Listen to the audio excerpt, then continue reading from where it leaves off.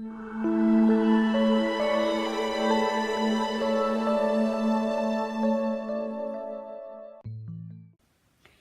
again and welcome to my channel.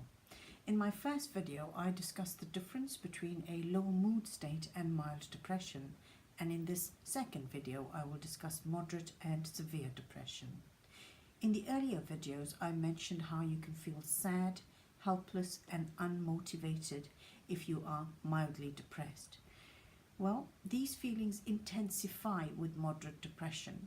Here there is a darker feeling, more oppressive, more enveloping, and a sense of doom seems to hang around you, and that cloak of darkness that I mentioned earlier hangs heavier over you. To some extent, normal sounds get drowned out, and you can feel a sense of disquiet because you can't hear the sounds which used to bring you joy, such as birdsong or your children laughing. Things you took pleasure from no longer bring you any.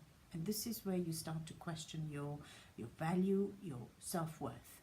Are you a good enough parent, spouse, friend, worker?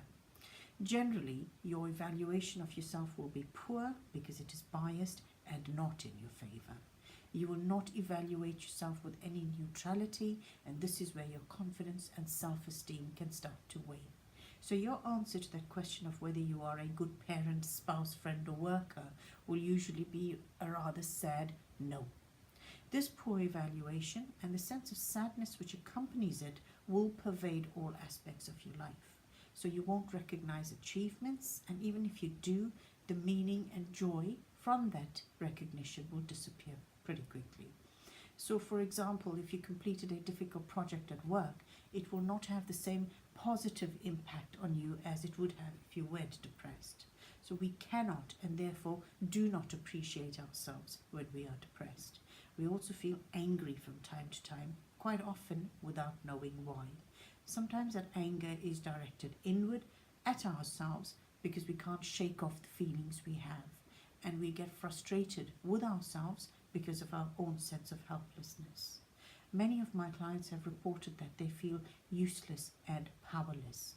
With moderate depression, you will also find that your memory is affected, even your memory for simple things like why you went into the kitchen in the first place, or who that person was that you spoke to just this morning, or that your child has football that day and their kit needs to be packed. It's like your brain is filtering out things which it doesn't deem important enough just to allow you enough mental energy to function. Your attention will also be negatively affected.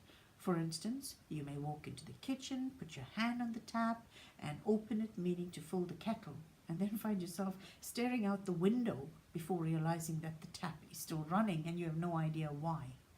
This confusion and having your usual thought processes interrupted, especially if you are normally a very organized person, can help you feeling more upset and frustrated. Motivation will be even lower now than in mild depression. Severe depression is the most dangerous form and cannot be treated as easily as mild and moderate depression. When I say dangerous, I mean that a severely depressed person can become a real danger to themselves, although they are less likely to harm others. This usually comes in the form of a suicide attempt, which can either be a cry for help or a genuine attempt to end their life. Quite often, thoughts about ending it all are based on the false beliefs that the person is of no use in the world, won't be missed, and would rather not be a burden to anyone. Severe depression brings about a massive change in a person's functioning, in that there is very little meaningful functioning. The system, and when I talk about system I refer to the mind and body, goes into economy mode. So the body slows down, breathing slows down, appetite decreases, and this slowing down and resultant lack of nutrition makes physical activity that much harder. So simple motions like brushing your hair, eating, and even putting on clean clothes can become quite a mission. Hence you will find that a depressed person is often untidy, wears the same clothes over and over, is not interested in ablutions, etc. And if you point it out to them, they will not show any interest or even anger. There's no energy for anger because energy supplies are so low in a severely depressed person. Their attention span is poor to non-existent, and what would normally be of interest to them loses all significance. This is where immediate intervention is needed, quite often in the form of medication and talk therapy. In my opinion, no one who suffers with depression should ever not have talk therapy, but I'm all too aware that it isn't always possible. Medication, usually in the form of antidepressants, help to alleviate some of the symptoms, and talk therapy can then be used to unpick and understand the causes of depression in that person.